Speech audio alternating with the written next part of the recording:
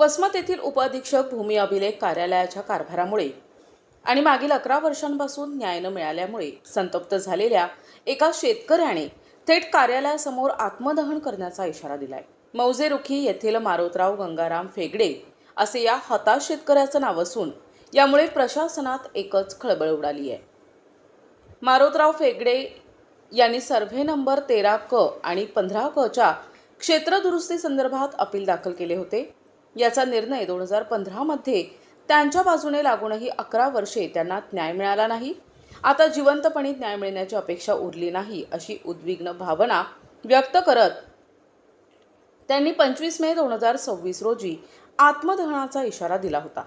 भूमी अभिलेख कार्यालयानुसार 7 एप्रिल 2026 रोजी मोजणीसाठी गेलेल्या कर्मचाऱ्यांसमोर अर्जदार आणि गैरअर्जदार यांच्यात वाद झाल्याने प्रक्रिया पूर्ण होऊ शकली नव्हती।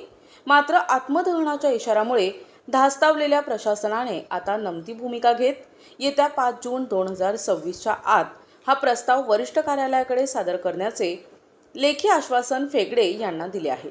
तसेच कायदा आणि सुव्यवस्थेचा प्रश्न निर्माण होऊ नये म्हणून वसमत शहर आणि हट्टा पोलीस ठाण्याला याची माहिती दिली आहे। नाव मारुतराव गंगारामजी फेगडे। 12 वर्षापासून 12ला माझ्याकडे हे झालं त्यावेळेसपासून 11 वर्षे झाली काहीच न्याय मिळाला नाही। कशा संदर्भात? तुकडेबंदीच्या जमीन कमी झाली, ताब्यात माझ्या आहे, पण 7-12 दुसऱ्या नावावर लागल्यात। किती जमीन तुमच्या ताब्यात आहे? काय गट नंबर आहे? 13, गट नंबर 15। एकंदरीत जमीन किती होती, किती तुमच्या ताब्यात आहे, आता काय म्हणजे काय मागणी आहे प्रशासनाकडून? सर्वे नंबर 13 मध्ये जमीन त्यावेळेस 11 एकर 24 गुंठे होती। त्यावेळेस साडेचार एकत्रीकरणाच्या बाद हे सर्वे गट नंबर 62 त्याची 4.5 एकर 7-12 झाली। आता माझ्या ताब्यात हे 7.5 एकर 7.5 एकर झाली। कोणत्या गावाला? रुखी।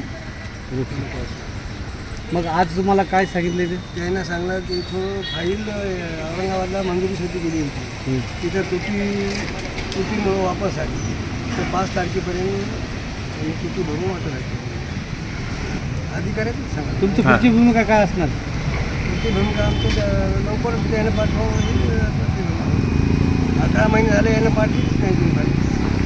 तुम्ही आज त्यांच्याकडे 5 तारखेला आम्ही वाटलं आहे। प्रतिनिधी नंदू परदेशी, NTV न्यूज मराठी, वसमत, हिंगोली।